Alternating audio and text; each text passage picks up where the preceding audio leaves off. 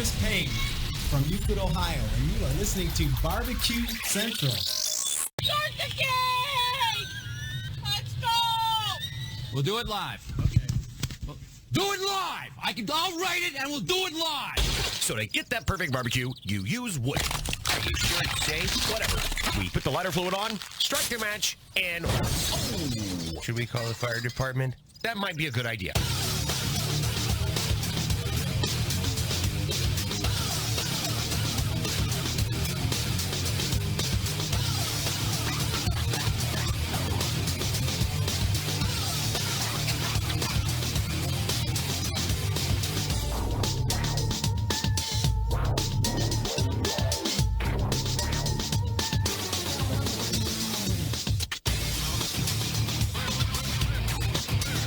Welcome to the really big BBQ Central show. It's a show that talks about all things important to the world of barbecue and grilling. We originate from the Rock and Roll Hall of Fame city of Cleveland, Ohio, the barbecue capital of the North Coast. I am your program host, Greg Rempe. Happy to have you aboard here on your Tuesday evening. Great to have you. If you want to jump in, you can do it via the phone. You can do it via the emails. Your 2 bits of contact information are as follows. You can get in touch with the show by calling 216-220-0966. Email Greg at the BBQCentralShow.com. On the Twitter and Instagrams at BBQ Central Show. Anything else you want to find out about the show can be found at the main website, thebbqcentralshow.com. And here's what's happening in case you get the newsletter. And I would love to tell you that things have filled out and it's going to be absolutely fantastic. Every once in a while, you run into a position in a live show where you have everything locked and loaded. The balance of the show through the next 2 months, booked. I have a few openings here and there that I leave open on purpose just for some timeliness, in case there's a human interest story that pops up or something very important that I want to make sure I have time to cover. But by and large, I do try to book out and then make it as entertaining as possible. And this was one of those shows. Originally, it's been booked for weeks and weeks and weeks. We have some normal guests, which I'll get to here in a second, but we had a little bit of a issue a few days ago. Normal first Tuesday of the month guest. Normal third Tuesday of the month guest in that first interview segment slot. Barbecue Hall of Famer Steven Reichland is out of town, out of the country this whole month, June 1 through the end of June, whatever that is, 30th, 31st, you tell me. So he was out tonight, tried to backload in his assistant, Nancy Lowski. She had another pressing issue that she couldn't backfill the segment because I know she's a cold smoking expert, and I thought that would be something pretty neat to get into considering time of year. What she does is a position for Steven, obviously, being his assistant, so get a unique view of Steven, but that didn't work out. Second, now that some of weeks have multiple regular guests, in the 9:35 slot, then in the third Tuesday, we also have Robyn Lindars, the grill girl. She is in this evening, by the way. Not only is she in at the 9:35, she has accommodated the whole first hour, so she'll start in about 11 minutes from now. We will carry the balance of hour number one and talk about a wide variety of topics. So I would say that if you've always wanted to talk to Robyn, or you've always wanted to ask her a question or get her take on something, ask about a recipe, who knows? Go ahead. This is your time. 216-220-0966. We will be chopping it up between us. If a call comes in and all of a sudden you hear us talking, you're on the air. I'll stop. I will literally stop whatever we are doing, and we will take the call. So be prepared to come on, ask a question, or let her know something about yourself, whatever it is. But I ask of all callers, please please don't ask us how we're doing. We're doing great. I just want to let everybody know that right up front. When you call into the show, innately, just by human verbal reaction, you want to say, how are you? How are you tonight? Don't ask me that. I'm fine. I'm great. My guest is great. Just get right to it. We are ready to go. So you can call in anytime through the first hour and ask her whatever you want. Ask me whatever you want. Get our group opinion on things. We can solve some barbecue world problems, whatever. Robyn Lindars in for the first hour. Second hour, fairly wide-ish open. That first interview segment, 10:14, has some things kind of planned, but we'll have to see how it goes. Who knows? Again, open for phone calls.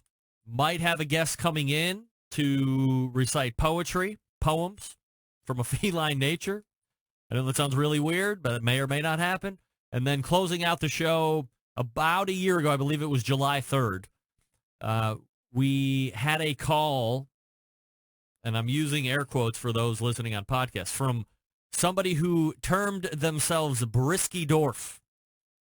And I think it's, as we are about a year out, we won't be on air the exact date that it happens on July 3rd. We'll be past the live show on Tuesday at that point. But I thought it was time to revisit that, maybe do a little breakdown, or play it in its entirety and then go through breakdown. So if you have never heard what was then the Briskydorf phone call where I was almost into the Barbecue Wizards Hall of Fame, you're going to want to stay tuned to the end of the show. 216-220-0966. Greg at thebbqcentralshow.com. Robyn Lindars coming up here in about 5-6 minutes from now. Don't forget, you can follow me socially on Instagram and Twitter at BBQ Central Show, both places. Facebook as well, /BBQ Central Show on Facebook. You can also get one of the live video streams through the Facebook feed. You can also get me on YouTube as well. Also on Periscope. That's a Twitter thing. Let me ask you this, because I saw this all over social media the last 48 hours, 36 hours, maybe it was even a little bit longer than that. All of you were sending it to me via the email. Also social media, DMs and whatnot. How about this? Are you looking for a very part-time job, like for 2 weeks? And during that 2-week part-time job, you will be responsible for tasting all of the barbecue ribs. If you're looking for that job in that kind of time frame, I have the job for you, especially according to CNN.com. Reynolds Wrap is looking for someone to travel across the United States in search of the tastiest ribs. If the savory barbecue wasn't enough, they're also handing out a cool $10K to go along with it. If you're a math major like me, you know that's $5,000. I almost said 10. That's $5,000 a week.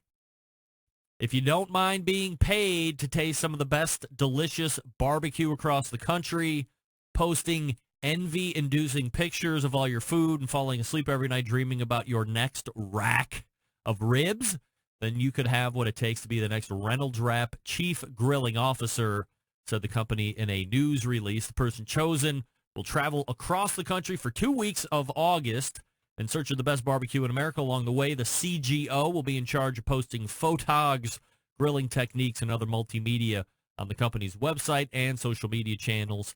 Any influencer for rib lovers, an influencer for rib lovers, basically.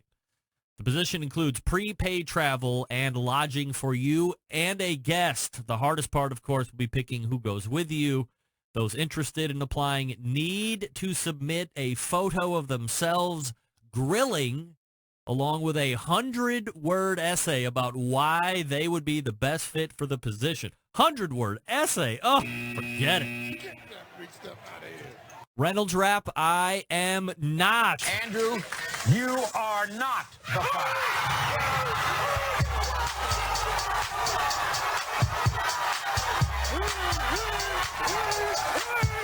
Reynolds Wrap, you need not consider me. As a matter of fact, if I am high ranking on your list of rib influencers, you're going to need to at least triple that amount before I even think about giving you audience. 216-220-0966 is my direct dial. Call in tonight. Reynolds Wrap, let's negotiate why you would want me and one of my embedded correspondents to be jaunting across this great land of ours, taking pictures and giving our insight as to why these ribs are great and these ribs are crap and anywhere in between. We're honest folk, but we're not doing it for 10 grand. I mean, some people might want to take 2 weeks off of their job as vacation after they get the CGO job here, because 10 grand made on vacation, you're going to get 1099 on that, by the way. So it's not going to be free and clear 10 grand. You're going to get taxed on that at the end of the year like regular income. But that might be a pretty good pickup. Hey, take a vacation to take rib vacation. June 19th at midnight. By the way, that's tomorrow. So hurry up and get on it. Get on it. Robyn Lindars coming up out of the break. I'll talk to you quickly about the Barbecue Guru, longest running sponsor of this show. They have a whole bunch of different things that will make your barbecue and grilling life easier, as we have come to know and love about the Barbecue Guru at this point. Creators of automatic pit temperature control technology. If you're new to the game, what does that mean to you? Let me tell you. Imagine you have a Weber Smoky Mountain or some type of a ceramic grill or a smaller offset, maybe medium-sized offset even, and you don't want to mess around with learning how to control your fire. Well, first of all, shame on you. Everybody should learn to control their fire as you begin this road of live fire. However, if you don't like it, if you don't want to learn, the Barbecue Guru has created a device that will strap to the bottom intake, little micro fan, if you will. You put a probe in your cooking chamber, set the temperature you want it to set at, and there it stays magically through the magic of science. The Barbecue Guru automatic temperature control devices, and there's many to choose from, by the way, will keep your pit temperature right where you set it at. You can also monitor internal meat temperature depending on which model you get. So nice. Head on over to bbqguru.com. That's bbqguru.com. You can also give them a shout if you have any questions. 800-288-GURU. That's 800-288-GURU. And ask all the questions that you want. They'll make sure you're outfitted with exactly what you need to get you up and running right out of the box. Come on. Real great over there at the Barbecue Guru. When we come back, Robyn Lindars joins me for the balance of the first hour, talking about a lot of stuff. 216-220-0966. Greg at thebbqcentralshow.com is the email. Stick around. We'll be right back.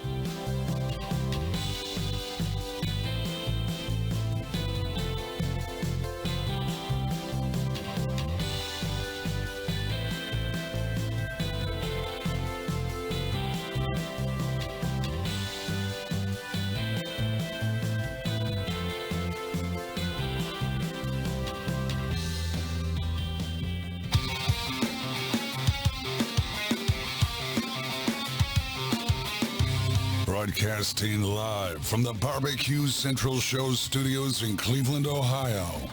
You're listening to the Barbecue Central Show. Once again, here's your host, Greg Rempe. Welcome back. This portion of the show being brought to you by the Butcher Barbecue. Yep. Makers of award-winning injections, marinades, rubs, seasonings, barbecue sauces, grilling oils. All the Butcher Barbecue products have been tested on the competition circuit as well as in my little backyard right here in Cleveland, Ohio. Be the pitmaster of your neighborhood and visit butcherbbq.com to stock up right now. Always trust your butcher. Love butchers. Just used a little butter-flavored grilling oil to finish off my tomahawk steak last night. Hey, it's the third Tuesday of the month, and pulling a little bit more time than usual is friend of show and creator of the grillgirl.com website. It's Robyn Lindars. Hey, Robyn. Hey, hey. How are you? I am good. You guys get me kind of in box packing mode, so I didn't even get any mascara on for you guys. Sorry. Wow. I was trying to rush here behind the computer. I was like, put some blush on. You know, the instant message board is going crazy. Like, oh, we noticed she did not have any mascara on this evening, or she's not as blushy as usual. These guys are crazy.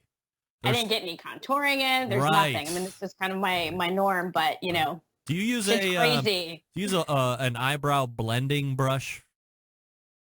No, I do not. You know what that is? I mean, they have that stuff for everything, you know, but contouring is like the thing, right? And now it's the strobing. I don't know what strobing is, but I know that at least 2 of the 3 of my daughters have this brush, so they get their eyebrows done, like waxed or whatever the hell they do, and they do each other's. They don't go to the salon and cost me $50 to get their hair pulled out of their face. But then they get home, and then they have this like brush, and then they whoop, whoop, and then it like fills it all in, and I'm telling you, it's quite the ordeal. I thank the lucky stars that I am not a woman. I mean, it is unbelievable the painstaking efforts that you guys, that you ladies go through for us guys. And by the way, I don't even know if a lot of us even care. We're just happy that you're with us in some form or fashion. Yeah, you know, I mean, it's fun, right? I think women have the ability to like have these things to kind of just take what's there and even improve on it. And, you know, now makeup is like kind of cross-sexual these days. You'll see like these teenage guys wearing like eyeliner and stuff. It's kind of crazy. So you see that? Yeah. I don't know if I've seen that. Is that like metrosexual? Yeah. It's just get on YouTube. It's like the Wild West out there, you know? Wow. And so I would assume that if you get on YouTube and I'm a male looking to add a little mascara, do you say mascara, to my look, there's probably some real male expert that would be able to help me navigate those waters. Yeah. I mean, I watched a contouring video on this funny English gay guy, and he was fabulous, and, you know, and he taught me how to do it. So, you know, anything you want to find on the internet is there. So I've heard, and there's a lot of free stuff still on the internet that I can't believe is still free. Nevertheless, let's talk about the 2019 right off the bat. So on this show, we have made a effort to maintain visibility and shine a, I don't know, spotlight or a floodlight on this Barbecue Hall of Fame. And we've done it over the years, this and that. And we had a really good year this year, I think, as far as transparency is concerned and things that the American Royal decided to release. We did a big reveal here on this show, blah, blah, blah. But do you have any thoughts on what the class of 2019 looks like? Do you even know who made it in this year? Yeah, I looked it up today, and I know you were promoting it, and I was trying to promote it so people knew, because I knew you live streamed it, which I think is awesome. Yeah. And thank you for doing that, because I think that's huge. So, you know, I try to keep up with this stuff. What it appeared to me was that there's a lot of posthumous winners, right? It was Stubbs guy, the Dreamland guy, and then the Lexington barbecue guy. So 2 out of the 3 are not living anymore. Yeah. So did you think that there was an effort to go back and make sure that some restaurant people got in? Because I did hear a little bit of a buzz about how it was, you know, a lot of competition folk. Aside from the whole, it's a lot of white folks, but there was a lot of competition people in there as well. You mean from previous classes or in the nominations? Yeah, from the previous classes. The existing Hall of Fame as it is right now would contain a large amount or a decent percentage of competitors. Well, and, you know, that's true. When you look at I was looking at the photo. I'm just looking. Of course, now I can't find it. I had it up like 2 seconds ago. But it was like the inductees were like Chris Lilly, Tuffy Stone, Melissa Cookston, Ray Lampy. Myron Mixon. So totally it seemed like a lot of recent like barbecue people, which if you think about it, and I don't know when this Hall of Fame started, so maybe they got started late and they didn't have time to nominate people back in the day when they were doing their thing, you know, when the Dreamlands, like that's been around since the 60s? 52. 50. Okay. So there you go. So it almost felt like we need to give we need to give them props for what they did. Kind of, yeah. Like if that's the correct definition, they're posthumously. Like let's give credit where credit's due. But they're already existing. Okay, I've got the photo up now. It's all. I mean, primarily, except for Artie Davis, is he a competition guy? Well, I mean, you could lump him in, I guess, because he is was a very integral part of KCBS initially. He does a lot of writing for Kansas City Star, I think, and he'll write a lot. So, yeah, I mean, he was pretty integral in KCBS back when it started, and I think he's pretty involved to a certain degree, even to this day. So. Well, I can see what you're saying here, because it is almost, I mean, even just looking at the inductees, about 75% competition people, some of which may have their own restaurants, but there are a lot of great restaurants and barbecue innovators that are not in competition barbecue. Here's the overriding question, I guess, is when you have a class that is fairly recent, as you said, and even if you're reaching back into now the Stubbs days and the John Bishop from Dreamland, and Wayne Monk's 89 years old or 82 years. I mean, he's an old guy. Yeah, but it's been around even longer than that. So, I mean, how much should we look all the way as long as we can track back? Because the other thing that I had talked to a Dr. Howard Conyers a number of weeks ago was you can't go all the way back and credit some of the best slave pitmasters because there were no records kept on them. They weren't considered to be human. There's no reason to keep records on people you don't think are human, blah, blah, blah. So you're never going to know the names of those people. It's going to be really hard to find them and whether they're Hall of Fame worthy or not, but you're not even going to know them. You're not going to have a name. Barbecue has been around forever. I mean, Jesus was probably barbecuing. You know what I mean? So... Yeah. Where do you cut it off? Well, right. So that's why I think I think this Hall of Fame is like Southern style barbecue. So we're not going to go back to Argentina or, wherever, but, here where it started in the States in whatever form that was.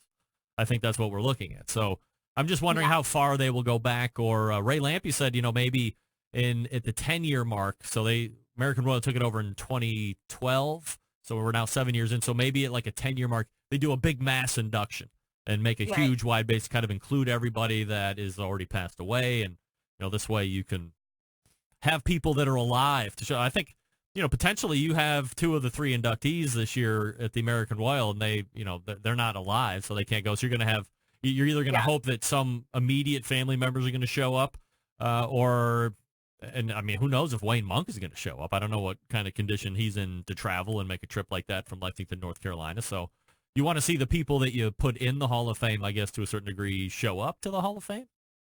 Well, when everyone's dead, I can't imagine that the award ceremony will be that exciting, but maybe. Yeah, maybe. Who knows?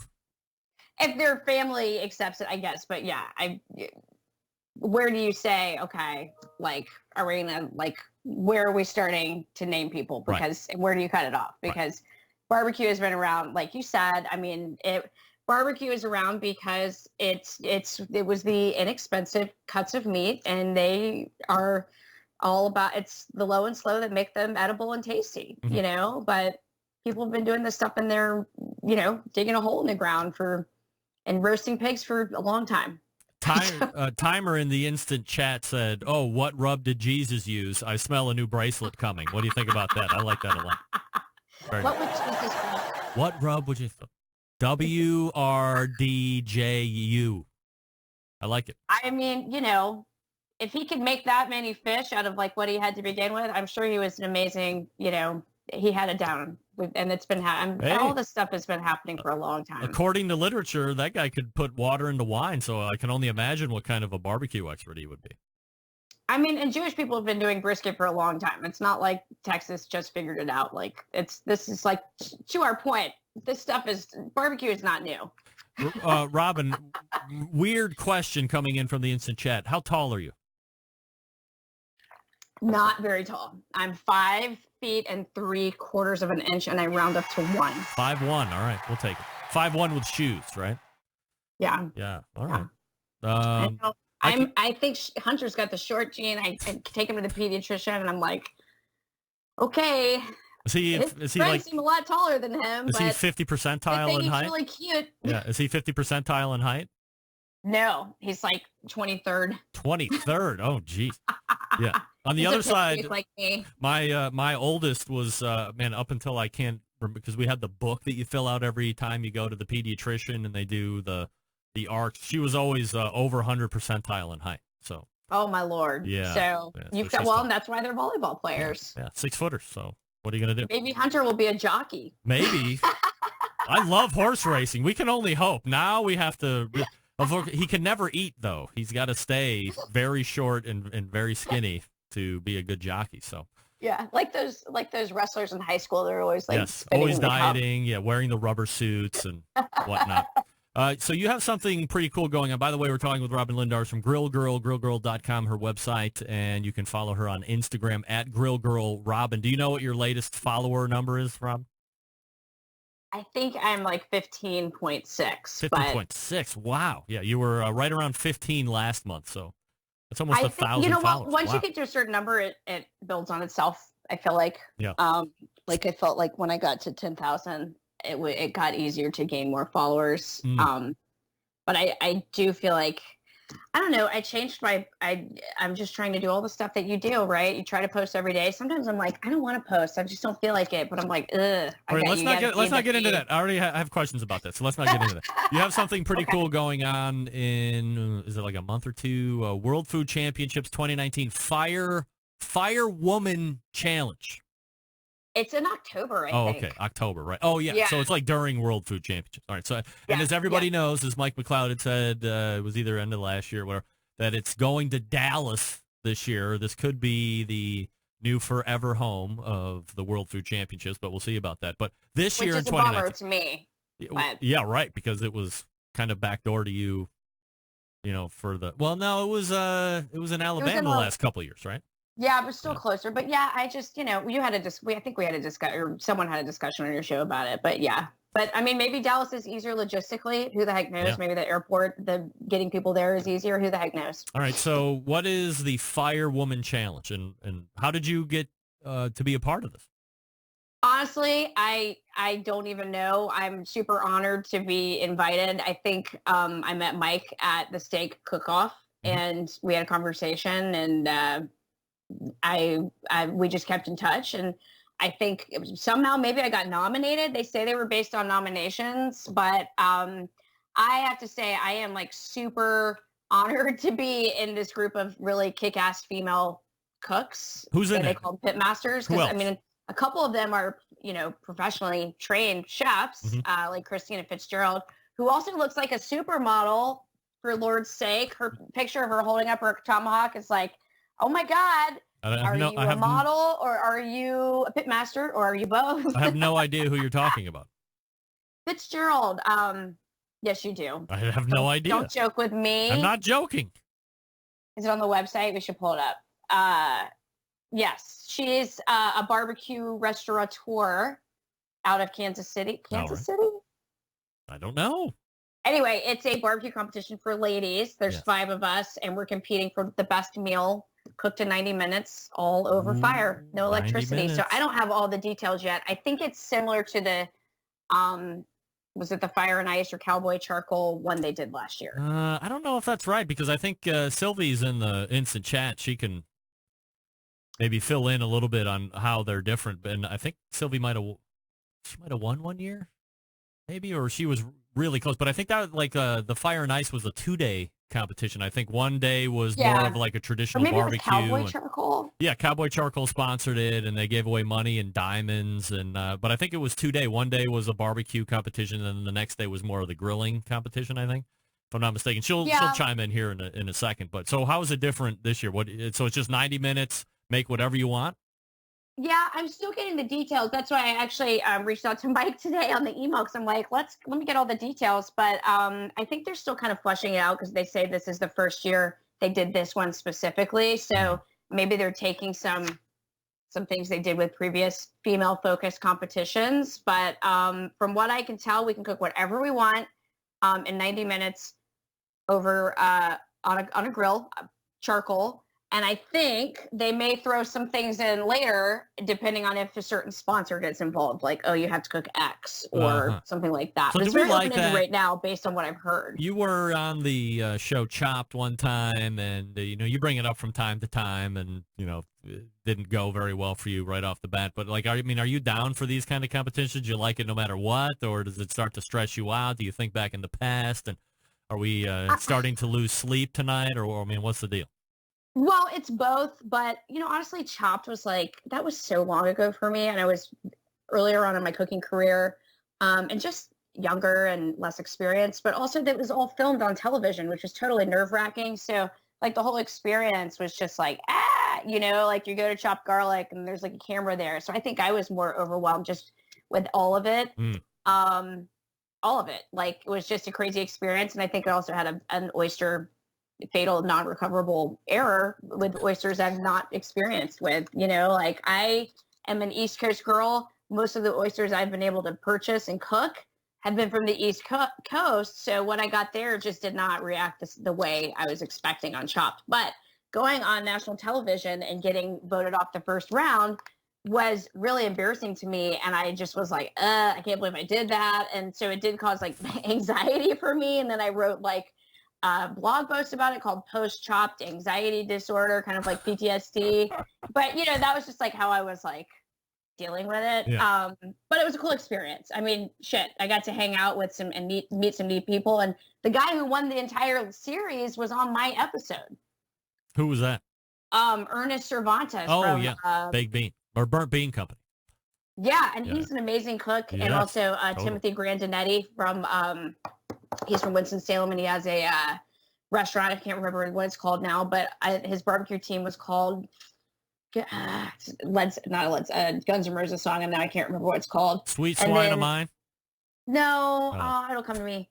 Timothy Grandinetti, but and then also Doug Keelis from Ribs Within. So, I mean, it had to make for great TV in that I was this short little girl, little small female competing against these three really huge dudes. Huge. I mean, Doug is 6'5". Yeah. Ernest is a really big boy, and Tim is not that small himself.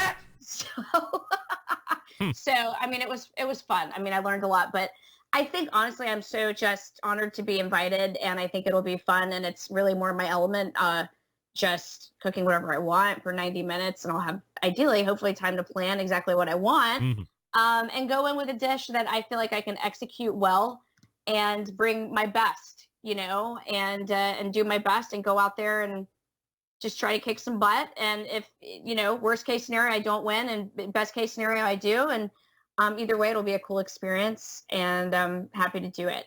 Robyn Lindars joining us here on the show. GrillGirl.com, our website, at GrillGirlRobyn on Instagram. So give her a follow. She's always posting content on there. We'll actually get into that here in just a second. All right, so can I hold you just for 2 minutes, and then we'll come back and chop it up a little bit more? Absolutely. All right, so Robyn will stand by, and I will talk to everybody about Southside Market. Southside, of course, is Texas's? Probably not right. It's the oldest barbecue joint in Texas.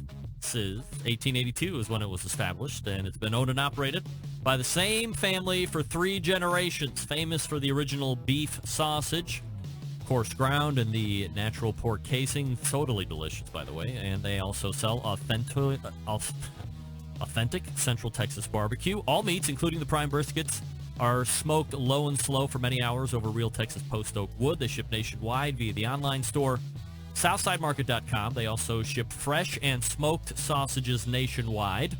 Shipping customers can choose to order now and ship later, include a custom gift note, mailed to multiple addresses without additional charges. All shipped items are vacuum sealed to ensure freshness and ease of preparation for the customer. Shipped with dry ice to ensure complete freshness upon arrival. All meats are processed in the on-site USDA inspected facility. On-site meat market for fresh and smoked custom products. 2 restaurants if you want to eat. Elgin since 1882, Bastrop since 2014. Grocery distribution through Texas and many of the surrounding states. But if you shop SouthsideMarket.com, use code BBQ Central at checkout. That's one word and lowercase BBQ Central. You get 10% off the entire order. Not just your first order, all orders. Code BBQ Central at southsidemarket.com. And we are back with more Robyn Lindars right after this. Stick around, be right back.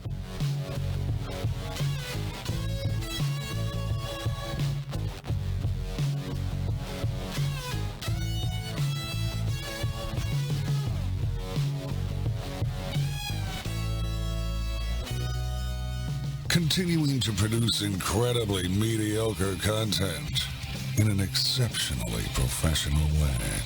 You're listening and watching the Barbecue Central Show.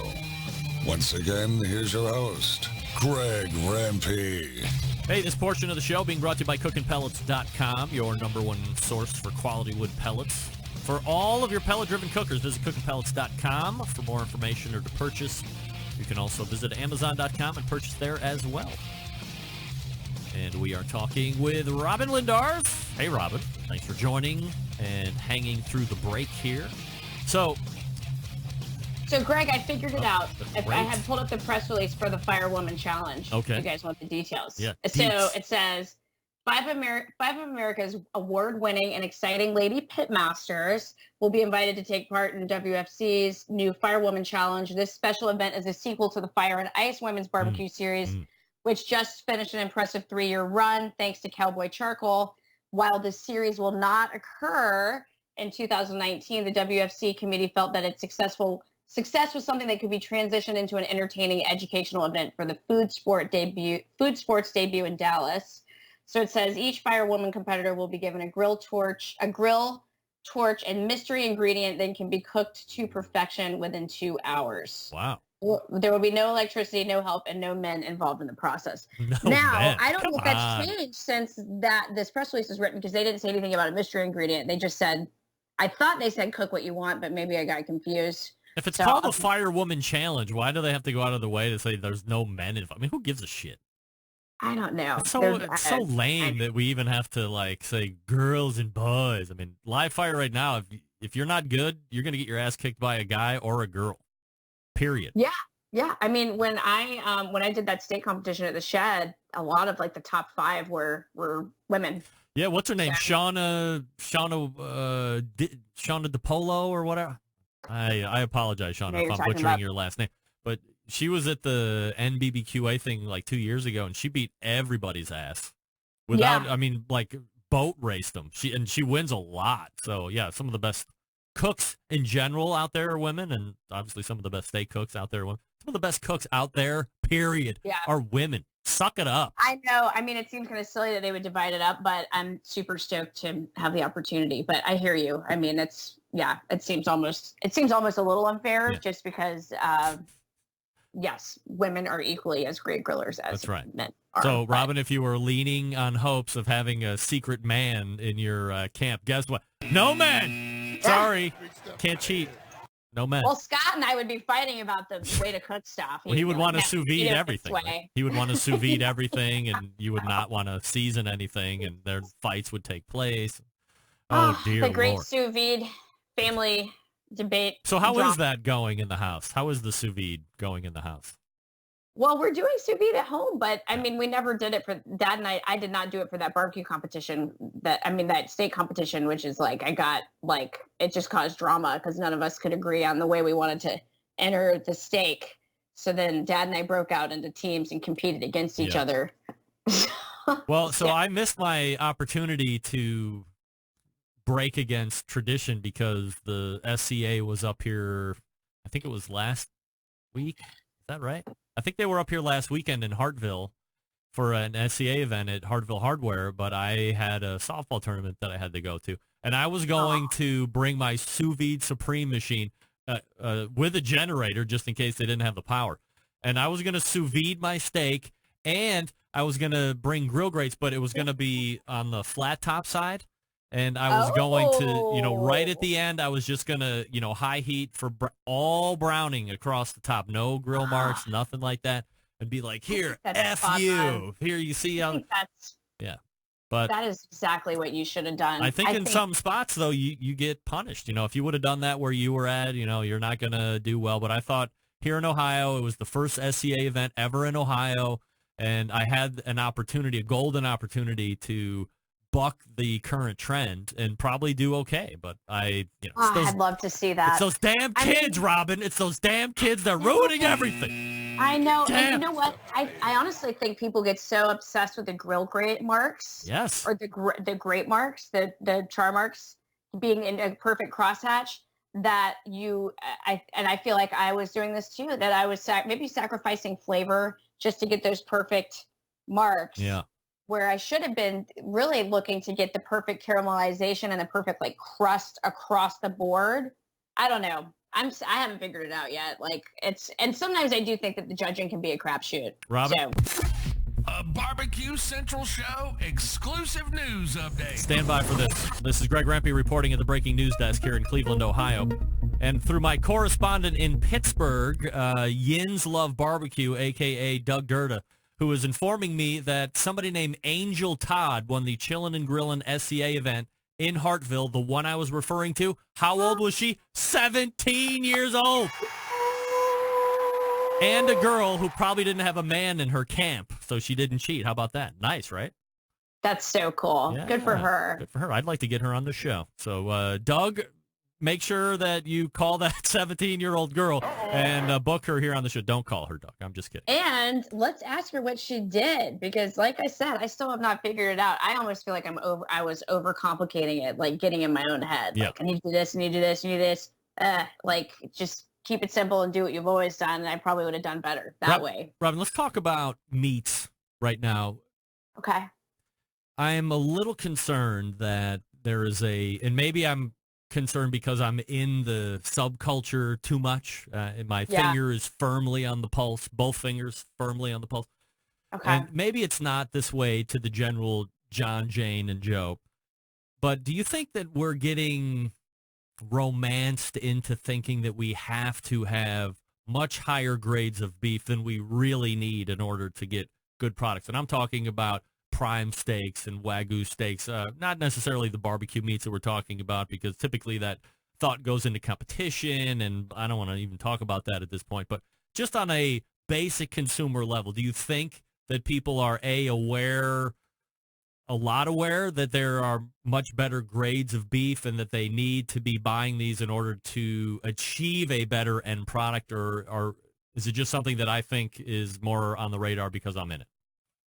I honestly think that we're in it, and I feel like even my opinion is skewed because I feel like everyone I hang around with, or people I actually have food conversations with, like, are in a foodie world. Like, well, I should say, like, anyone I talk to, like, food about, like, if we're going to grill, I'm just like, let's make it worth it. But I think, like, the rest of the world doesn't really care as much. Like, it's not, like, unless maybe they do, like, if you have a local butcher that's close by and you know how to actually, like, ask and look for the better meats and you have that readily available, or you maybe live in a town that's always had a good local butcher. But for the average person that doesn't have a lot of shopping options or a lot of extra time, or extra money, because this stuff's not cheap, I think that leaves you probably to, like, choice,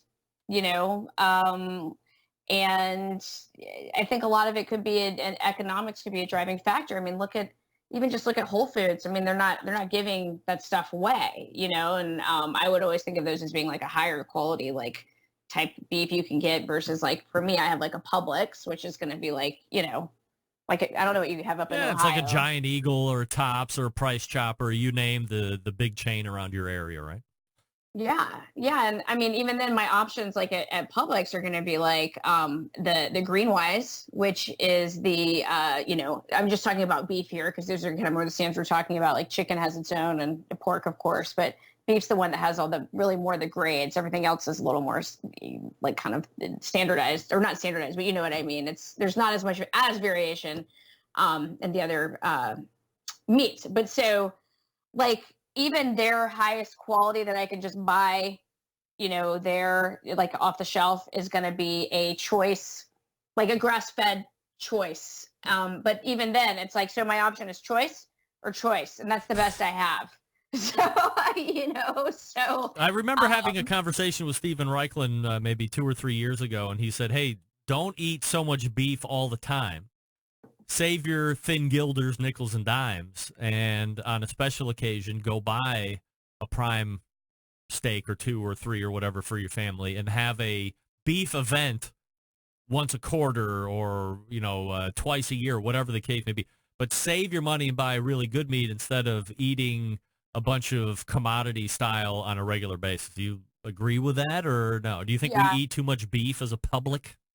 Well, I think everyone, and again, we're skewed, right? Because we're on Instagram, we're looking at photos, and we always know that like all the photos that are really hot, it's just like meat porn, meat, meat on grill, fire coming out,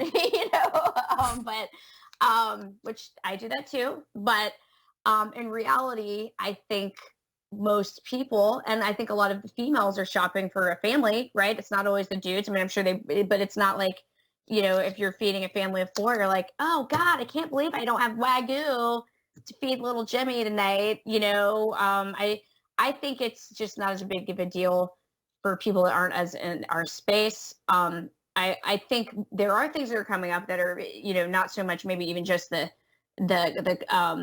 grade of the meat, but how the meat's raised and treated, because a lot of people are eating paleo and are also being more conscious about how the animals are treated and what the animals ate, because what you eat, you're eating what they eat too.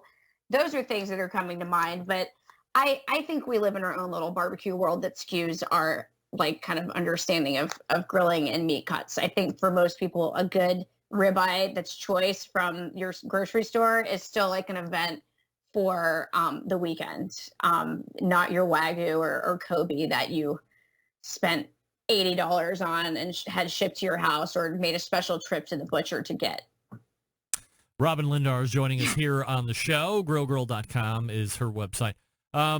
Within a similar vein, oh, by the way, I think Costco I have completely fallen in love with Costco. Their meat section is unbelievable. They have a incredible prime section.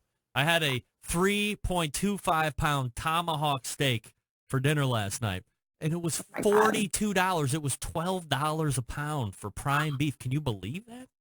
That almost just seems wrong. I and know. I'm so jealous because I don't have a Costco membership because I have a BJ's closer to my house, and they're not the same. They're pretty sucky. Yeah, BJ's is more like choice, like decent choice. And I've had some really great success with BJ's, but but Costco is a whole different level with their prime sections. It's very good. I'm very satisfied. They're pretty awesome. I mean, all my grilling friends, Costco is the way to go. Yeah, it is a fantastic nightmare to navigate, I have to say. It is so crowded. The minute that place opens till the minute it closes, there is easily 758,000 people roaming through that place, and it is, oh my God, it makes my skin crawl.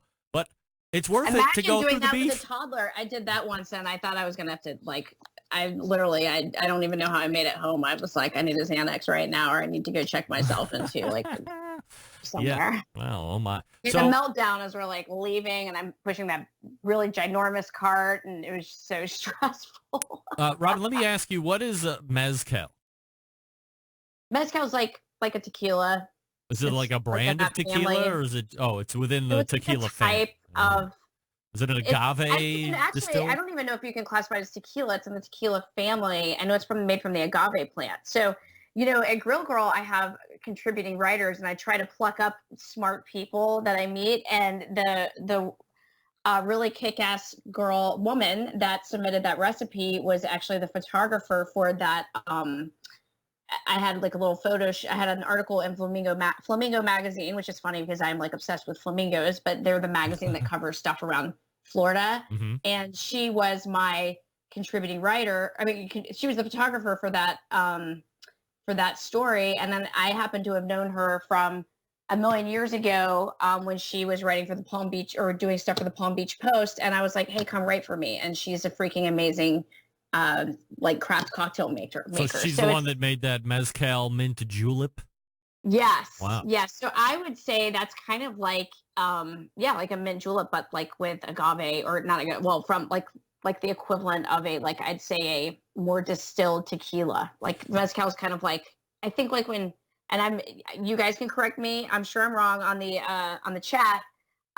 But you know how people get really into their bourbons, and then there's like bourbon, and there's rye, and there's whiskey, and blah, blah, blah, blah. Yes, right. Mezcal is kind of like that to tequila, you know, like a refined connoisseur's like version of tequila. So according to John Dawson, leave it to I'm him sure to he's know, gonna right? do this and make me feel silly because that's what John does. Love you, John. Mezcal equals tequila with the worm. Is that really a thing? Are there still worms in tequila bottles? I thought it was just like the rubber worm in the bottom of a Jose Cuervo, and he had the sombrero.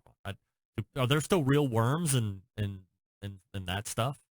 I haven't seen it, and I have not seen that. So I think that, I'll have to ask Libby, but I don't see her like, hey, let's take this worm and put it on the side like a swizzle stick or whatever. But All right. Can you eat flamingos? I don't think so. Is that against the law? I think it would be against the law.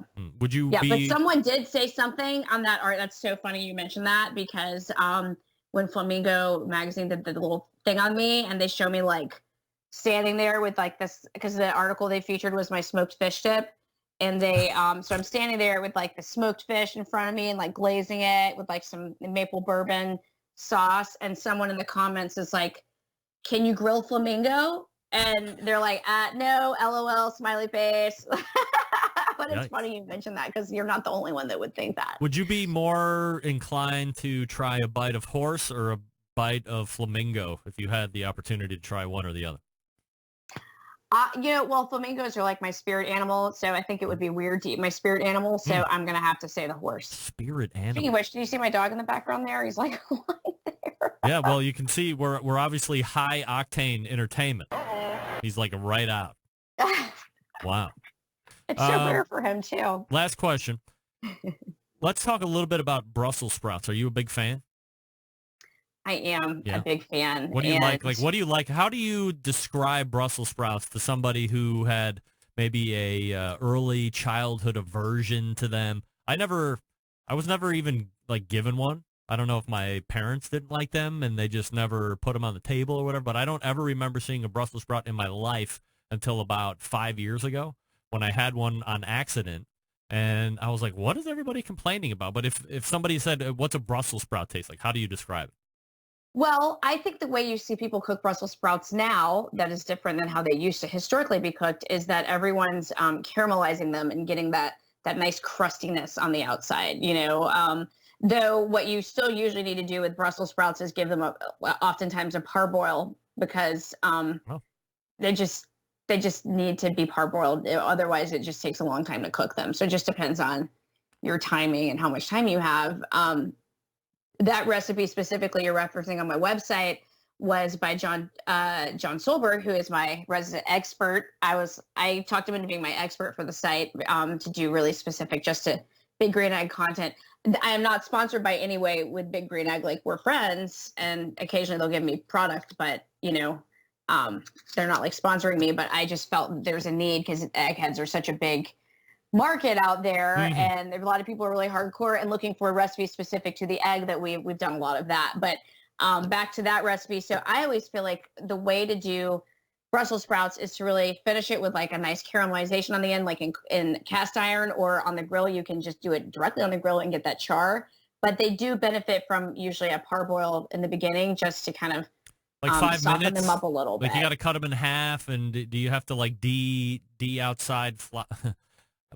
I don't even know what the hell I'm trying to say. Like, do you pick sometimes some? You'll find them on the stalk, but that's rare. You don't see that a lot. But you know, sometimes the outside might have some yuck on them, or you want to take they're like little mini cabbages, and I think that's why they got a really bad reputation, because people would just boil them, and you know, cabbage is cabbage, right? And so, but when you cook them the right way, they can kind of take on their flavors of the grill, flavors of any sauces. Like, I like to do almost like a savory kind of salty with a little finish of sweet, like with maybe a little balsamic or a little maple, and then add bacon, and you get that sweet and salty. And what's nice about Brussels sprouts is that they actually have a lot of detoxing properties in them. I forgot what the chemical is, but they're in like one of the families of vegetables that actually has like a lot of natural detoxifiers, which Lord knows we could all use in our system. So that's an added bonus.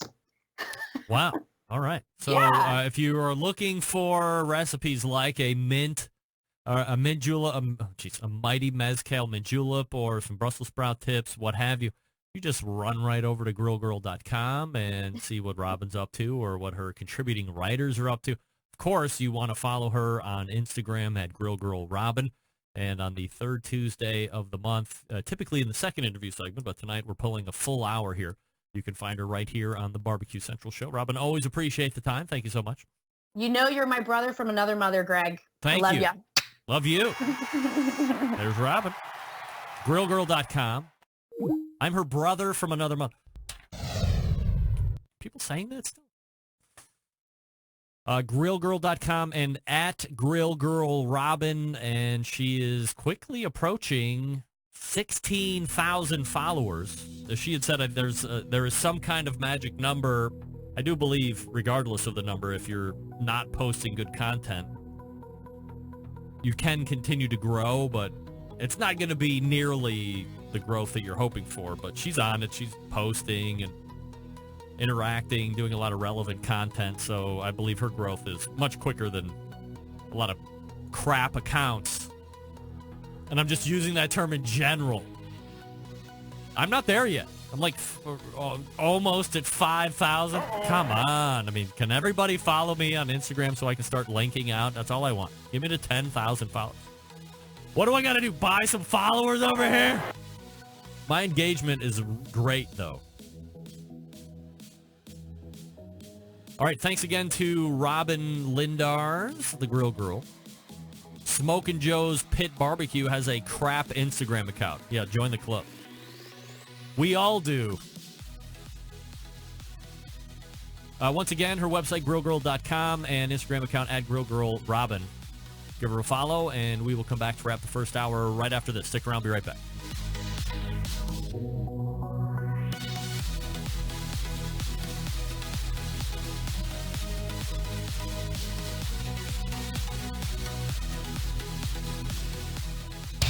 Big name interviews, advice on cooking brisket and ribs, and the only host willing to share its honest opinion on all things important in the world of barbecue. It's the Barbecue Central Show. All right, welcome back. And this portion is brought to you by Green Mountain Grills, makers of some of the best pellet cookers out there on the market today.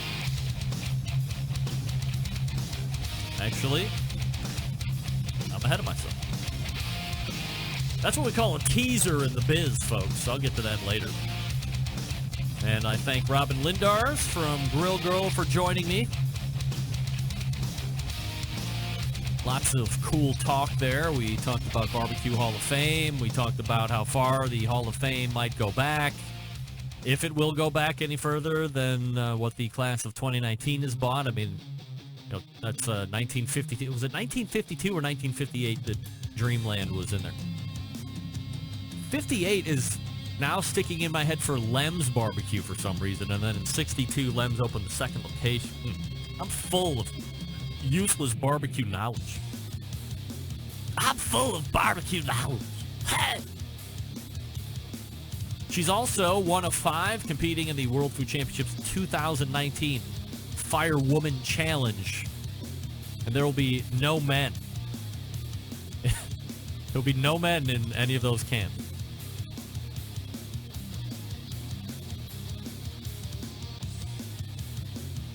I did not give a egregious Costco plug. I just happened to fall in love with Costco. Not all of Costco. I would say a wide majority of Costco I don't like. I think BJ's Wholesale Club has a better selection of overall stuff. But my wheelhouse is the meat. And if you're comparing BJ's... Hey, if we're comparing BJ's to Costco, there's hardly a competition. I mean, Costco has an incredible, at least the one in Mayfield Heights, has a really great prime selection, and it is very well priced. Again, 3 1/4 pound tomahawk for $42. How can you not get that?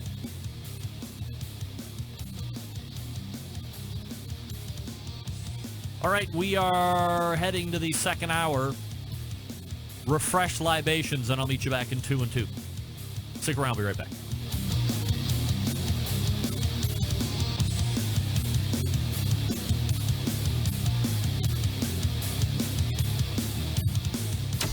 Hey, what's up? This is JM, host of the Celebrity Grill podcast on iTunes, and you're listening to the Barbecue Central Radio Network.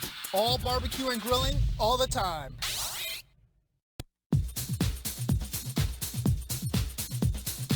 Happy to have you aboard here for the really big barbecue show. Boing. We cook because we have to, and we grill because we want to. Hit me! Fine, how's it going? You have a great show. I'm a big fan.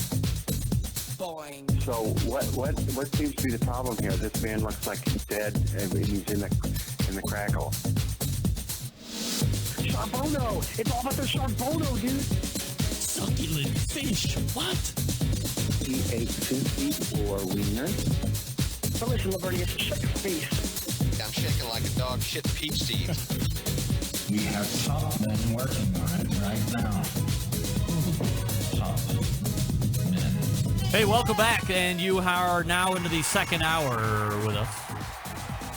It's the Barbecue Central Show, and we talk about barbecue and grilling type stuff. If you want to jump in on the show, this is the hour to do it. 216-220-0966. 220-0966. That's the hotline. You can also hit me on the email, Greg at the BBQ Central Show. Hit me!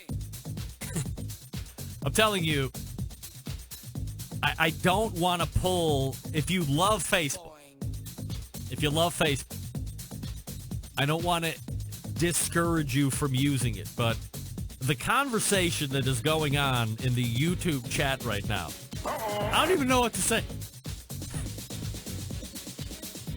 There's one of the bumpers that says, you know, if you don't know this show, you might think you tuned into the best XXX show ever on the internet. That's holding true for a lot of what's happening in the YouTube chat right now, because you could just roll across this live show and not hear what I say, and then you just start reading the chat, and you're like, oh, boy. It's the show within the show. It's the best part of the show. Not the show and the content and the guests. It's the chat of the show with other Centralites interacting with each other and talking about what's happening on the show. Or typically the best conversation is nobody's talking about what's going on in the show. They've struck up their own independent conversation. They're having their own show. It's an additional show that I get to monitor from time to time. So if you haven't tried out the YouTube live portion of this show, you're stuck on Facebook, which, by the way, as I say each and every week, I do not monitor any of the chat on Facebook. So if you leave me a comment, I will have to get to it after the fact. But if you come over to YouTube, which more and more of you are, a little light tonight, it's better there than it is on Facebook because there's a lot of interaction, a lot of luminaries. Still to come on this show this evening, there may or may not be some feline poetry. There may or may not be some recap of Seton Hill orientation college type stuff from last Friday. Maybe. We may also take your phone calls if you want to jump in. This is the hour to do it, 216-220-0966. You can also email Greg at thebbqcentralshow.com. Closing out the show at some point, we will be revisiting the Brisket Dwarf phone call that happened almost a year ago, as I had mentioned in the open. The actual anniversary of that phone call is July 3rd. We will not be live on July 3rd. It will be a couple days after that, and I'd rather not get to it after the fact, like that following Tuesday. So we'll do it a few weeks early here. Of course, we have Embedded Correspondence segment next week, And the first hour, I'm really excited about. In fact, let me pull up my, as we say in England, schedule, and I will tell you exactly what's happening. In the first hour, we have, you ever heard of this guy? America's Butcher making his triumphant return back to the Barbecue Central show. Jungle Pat LaFrida will be in at 9:35. But before Pat, we are going to be talking to a gentleman by the name of Chris Hughes from Broken Arrow Ranch. Do you know about Chris Hughes? Have you Googled Broken Arrow Ranch? Do you have any idea why I'm having him on this show? Probably not, unless you are from that portion of Texas or you're really into deer and axis hunting or whatever that is. But if you have, I don't know if you're aware of this or not, but Texas is a pretty big state. Lot of acres going on there. A lot of undeveloped acres for as much as they're developing Texas, and they are at a rapid rate. There's still a lot of wilderness and undeveloped land out there. Robyn, if you and Scott are interested, I heard there's an extra 20 acres in Texas, if you're looking. I don't know. And with that comes deer and, all the... So you want to have a little bit of wildlife thinning. These guys are a one-stop shop. They show up on your property with this USDA inspected. They have a USDA inspector on this trailer. It's like a mobile butchery department. And they send dudes out in pickup trucks with high-powered rifles, and they just shoot deer nicely. Somehow they're able to evaluate the ones that are, not so healthy. And then they execute. Then they harvest them right there. Throw them right up onto this trailer. There's a USDA inspector right there. They get an inspection. They butcher it down. It's refrigerated, obviously. And then they take it back. You can buy this stuff on their... I believe my pal Jason had sent me a link about this show, and I watched it. I was immediately enthralled. So I'm hoping that you're going to enjoy the conversation that I have with Chris Hughes. And then, of course, it is the fourth Tuesday of the month next week, if you can believe it. And that will bring the embedded correspondence. And who knows what kind of shenanigans we're going to be pulling off in the second hour. So that's what you have to look forward to next week. America's Butcher, Pat LaFrida, and I'm not even going to tell you what we're talking about, but it's already been game planned and outlined, and we're ready to rock and roll. Could be Pat LaFrida's best ever appearance. I'm billing it as potentially the best ever appearance. It is on the short side of the segment, too. Broken Arrow Ranch leading off, Chris Hughes, and then embedded correspondence. We're loaded for next week. Come on. Who's not excited about that? I am. I know I am. Don't forget, you can follow me socially, if you're not, at BBQ Central Show on Instagram and Twitter, /BBQ Central Show on Facebook. Coming up on the best moments of the Barbecue Central Show in 10 minutes or less this Friday, episode 77, as we journey back to March 2014. Then IBCA president, that's International Barbecue Cookers Association president, Lynn Shivers came on the show for the first time, and we talked about the IBCA history, where it was heading to back then. Obviously, we won't talk too much about it now because it took place 5 years ago.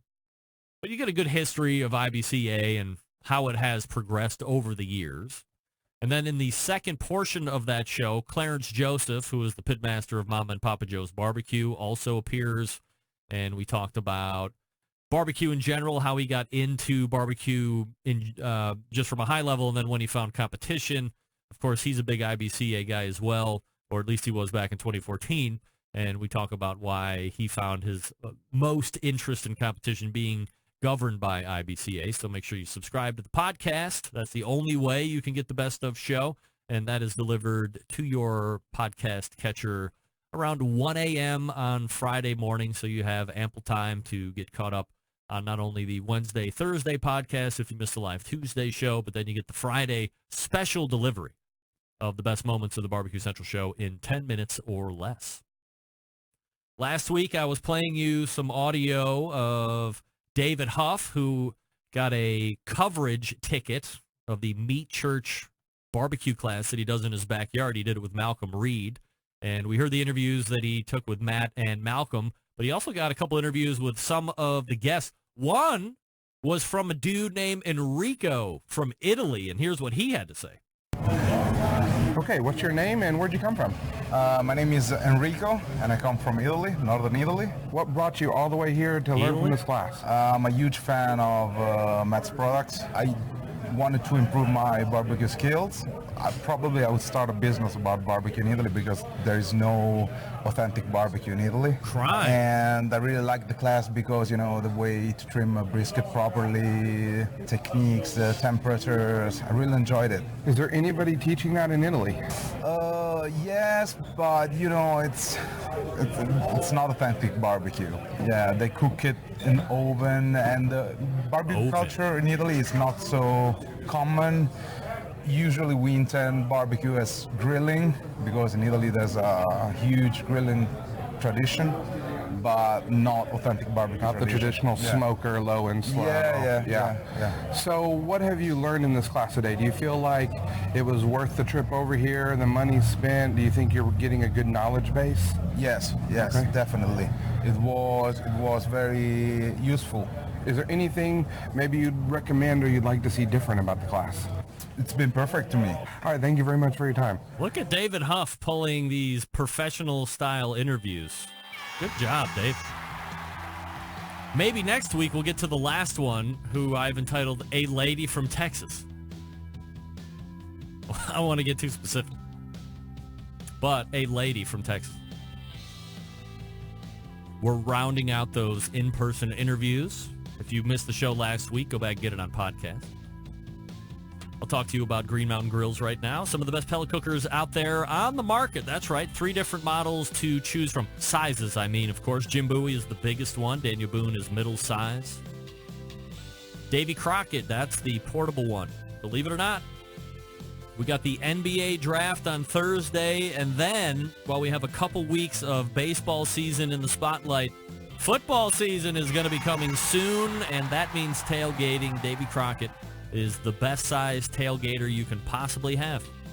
If you want wood-fired, pellet-fired taste, you have the ability to take this Davy Crockett right in your car. If you don't have availability of a traditional power outlet, you can plug it right into the 12-volt adapter in your car. You can cook up to 2, maybe 3 pork butts in there. So, that's a substantial tailgating feast, depending on how many fatzos you have in your camp and what kind of eating they do and drinking. So you got to drink when you're in the tailgate. I heard that. At least you do in the Muni lot here in Cleveland. Now, if you want something a little bigger, Daniel Boone, Jim Bowie, as I'd mentioned before, both of those obviously can have the guts ripped right out of them, and now you can put that pizza insert in there. That's $125, maybe $130. So worth it. You can have pizza parties at your house every weekend, hell, every day if you want. 24 hours a day. Just keep pellets in that cooker. You can open your own pizza store. Cook them in 2 to 3 minutes, depending on how hot you run that cooker. So fun. Make any pizza you want, just how you like it. Make your own. Take it out in 2 or 3 minutes, and then make somebody else their very own pizza. Nothing says true love like pizza. GreenMountainGrills.com. That's GreenMountainGrills.com. And we are back with Feline Escapades with a special guest who will remain nameless for now. You're listening and watching the Barbecue Central Show right here on the Barbecue Central Network.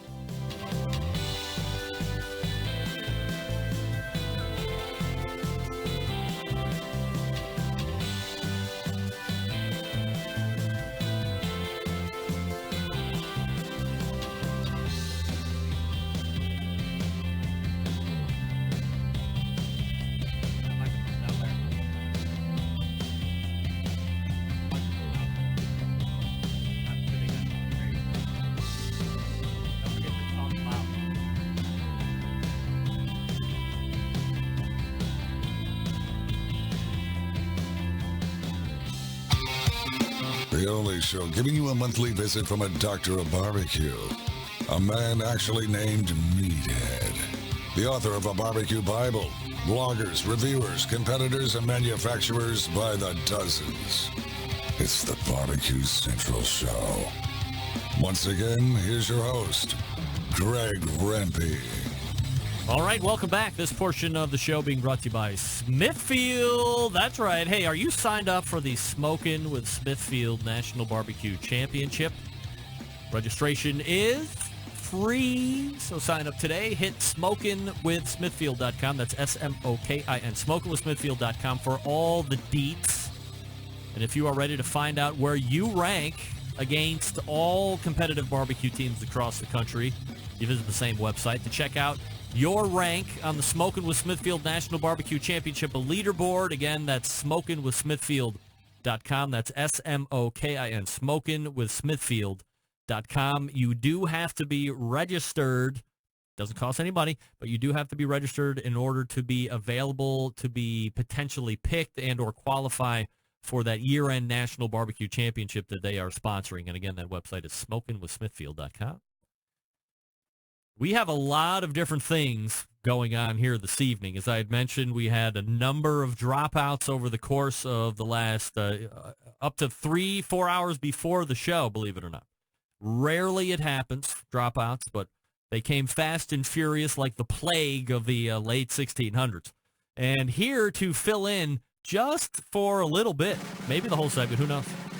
It's up to her, and the content she's bringing is my 18-year-old daughter, Bobby Rempe. Bob, what's up? Hi. How are you? I'm good. How are you? I have to find our interview screen here properly. There you go. Am I on camera? Yes, you are on camera, though you can't see yourself, and you are going to need to move the microphone a little closer to yourself and talk brightly and clearly, and then I can make adjustment. Don't do that. That's annoying. So we have a couple different things that we're going to attempt this evening. First of all, you do claim me as your father, correct? Yes. Yes, I'm your father. Last Friday, before we get into the feline frenzy, are you pro cat? Yes. Like on a scale of 1 to 10, how much do you love cats? 11. 11? Yes. Really? Yes. If you never had a cat in your life again, I'm not even finished with the question yet. I know. Starting tomorrow, if all the cats were magically taken away by Cat Santa Claus and redistributed to homes that really needed cats, but you couldn't get another cat, would you think about that the rest of your days? Yes. Really? Yes. Would it bother you? Yes. Or would you be like, oh, Snickers is in a better home with Jeeves? I'd run away to find them. How would you know where to go? I don't know. I would look everywhere. Oh, dear. They're my cats. Bobby, what do you know about eyebrow blending? Are you a big eyebrow person? No. Look at them. No. But that's a big thing amongst you girls, right? I mean, people fill in their eyebrows, but I don't. Is that the brush that's got the color in it, and you wipe it across your brush, and it fills your eyebrow in? Why are you laughing at me? Everybody can see you laughing. Don't laugh at your father. You know what I'm talking about? Like Maddie's got some brush thing. I know it. Is that a filler brush? Yeah. It's like, it's filling in your eyebrows. Yeah. I know what I'm talking. Not eyebrow blending. Is that a thing? Eyebrow blending? I don't think so. Okay, well, remember, it's a lot of men here in this show, so I can say blending, and if I say it authoritatively, people think I know what I'm talking. Don't roll your eyes at me. I can see you. No, you can't see me, but I can see you. So, but people, like you girls have, like, eyebrow parties where you'll, like, wax your eyebrows and stuff, right? Doesn't that happen? I mean, kind of. Why are you pretending like this doesn't happen? Because no one's like, oh my God, let's hang out and have a party to do our eyebrows. Nobody? No. You sure? 100%. Hmm. Maybe I'll ask Maddie, hey, can you do my eyebrows? That's it. But it's no party? No. You're not going to break out the Coca-Cola, have some Funyuns? No. Ew. Tell boy stories? No. No? All right, so what's the agenda this evening? I have a special book for everyone. Okay. It's a poem book by cats called I Could Pee on This. Did you just say it's a poem book by cats? Yes. By cats. Okay. And these are poems that humans wrote if they thought they were cats, or do you firmly believe that these were dictated by cats to humans to put in book form? Firmly believe that these were written by cats. Okay. Well, share one with us if you don't mind. Okay. I have plenty. You have plenty? I have a whole bunch. Great. All right. Well, let's hear the first one, and then we'll see how it goes. You might be on your way out.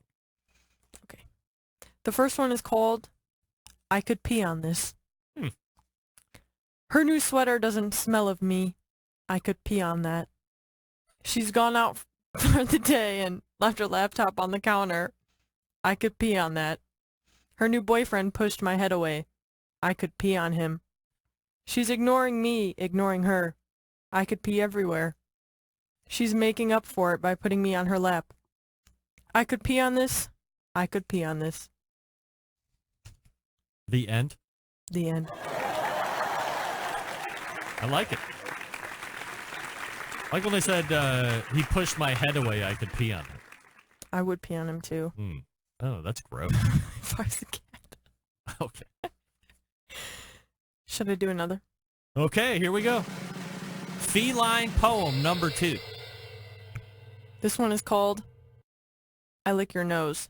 I lick your nose. I lick your nose again. I drag my claws down your eyelids. Oh, you're up? Feed me. That's the truth. What it should say is, oh, you're up at 4:30 in the morning? Feed me. That hits close to home. That's why I picked it. I mean, John you. Dawson in the instant chat, Bobby says, oh, you have cats too. Do you want to trade recipes? You don't like that? What? Yeah, he said it. He's from the hinterlands. Can you define hinterlands? Me? Yeah, you. China? John Dawson from China. Yes. People in China eat cats. Wow. I mean, that is unbelievable that you would say that. You don't know that Haven't to be the case. It's all over the internet. They eat cats and Oh, dogs. no. They have a whole festival. Bobby, you can't say that everybody from somewhere does that. I mean, you can't say that. You don't know that. Okay, next poem. Please, next poem. Racist. This one is called Why Are You Screaming? Why are you screaming? What did I do wrong? Why are you crying? How can I make it right? Would you like it in a different color? Would you like it in a different size? Would you like it in a different room? I just wanted to show my love. I just wanted to express my thanks. I just wanted to put a dead mouse on your sheets. But now you are screaming, and I don't know how to make you stop.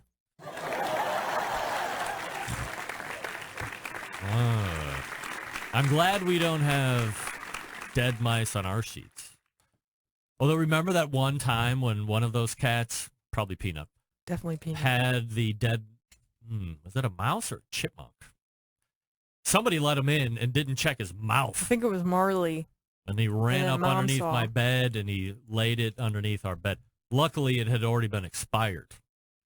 But the more I thought about it, I was like, well, even if that mouse is alive, how worried am I? Because that cat kills everything. Everything. They would have found it. No claws on that cat either. I don't know if you knew that. On Peanut, no claws. I knew that. He kills everything. Ah, I have another. How upset if somebody gave you food? You like to eat. I love it. If somebody gave you food and you started eating it and you thought it tasted good and then they were like, oh, that's cat. Would that ruin your life? Mm-hmm. That would be too much for you? Yeah. Would you ever try horse? No. But you'll wear the shirt? Yeah. Weird. It's fun. This one is dedicated to Snickers. Hold on. Snickers, the anxiety cat, who, by the way, pees on everything, if you're paying attention.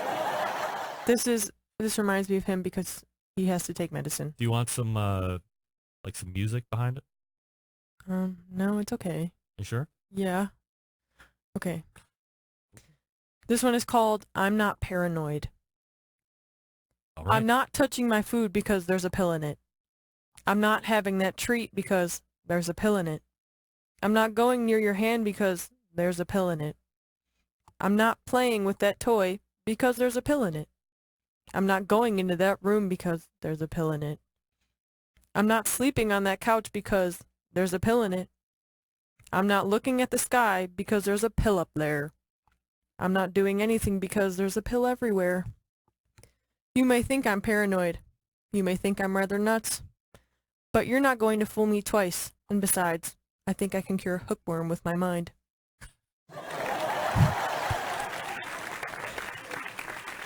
That last line really ties it together. Let me tell you something. That poem, as you said, dedicated to Snickers, couldn't be more timely because have you seen the pills that this cat has to take? Because I don't want to pull the curtain back too much for the Centralites who are probably tuning out at the rate of 5 people a second for cat poems. Wait, No is that offense. real? But I don't know. But he has high anxiety, right? And recently, within the last, what has it been, 2 months? How's the temperature in here, by the way? Great. You like it? You want a cooler? No. I have the air conditioner right up there. Did you notice that it was like so cool anymore? It's really nice in here. It was hot. Yeah. So, what was I saying? The temperature. Oh, yeah. So recently, the cat has taken to, let's say, peeing. And throwing up. Mostly peeing at random spots in the house. On the main floor, not upstairs that we know about. He threw up there. Yes, but not pee. I'll take throw up every day of the week over pee. But randomly, so, take him to the vet to draw a little blood. And, I'm not a huge, let's spend an exuberant amount of money on a cat when, as somebody so eloquently put in the chat room, the Humane Society is giving away free cats, right? But I want to make sure that the cat's healthy, and so, we will spend some money on this. But the cat gets a clean belly. Cat's got anxiety. So we put the calming collar on him. We plug in stuff that's supposed to make the cat calm throughout the house, still pissing a little bit here and there. And then we took him back to the vet, and they gave him some pills, as you're talking about. These things are so freaking small, and it's half of one of those. So I have to get it in half with like a little mini screwdriver. That's how small this thing is. Crush it into powder form. Mix it into his wet food. That son of a bitch can smell it, and he won't eat it. The amount of medicine that is available is so minuscule. I don't think an ant could smell it. An ant would eat it in like one swoop and not even think twice about it. That cat put his nose down into that food 2 hours ago and just looked up and gave me middle paw and said, I'm out. He wouldn't eat it. It is so not a lot of medicine. But you're right. That pill, it's a pill everywhere, a pill everywhere. And I could jam a pill down his throat one time, but that's it. Then that's not going to do anybody any good. Because he's going to run away from me going on. I mean, come on. All right, we got another one? Yes. This one's a little bit of advice from the cats. Okay. Advice from cats. It's called Give. You can't hold someone who wants to leave. You can't clutch a memory as if it were today. You can't take an insult close to heart. You can't grasp for glory from your chair. You can't seize life thinking only of loss. And you can't grab a laser pointer dot on the wall, no matter how much you try. I wasn't done. It was funny. These hard-earned truths I give to you. The end. Love laser dots. A lot of these remind me of Snickers in some ways. Yeah. All right, so let me ask you this. Last Friday, we venture out east of Pittsburgh to the great land of Seton Hill University in Greensburg, Pennsylvania. Now the days are drawing ever so closer What did you do there? Well, when we arrived, I got my name tag. And so did you, maybe. No. No. And then we left and we started doing icebreakers. No one talked. And then Like, what's an ice-breaking question? they were like, What are they? okay, get into Trust fall? groups. They were like, say your name and where you're from. Everyone went around the room. And they were like, okay, now go into groups of 3. Say something, like say your name, where you're from, and something about yourself. Didn't you just do that? Yes. Okay. And we did it every time we switched stations. Oh. I heard everyone's name about 20 times that day. And you know everybody?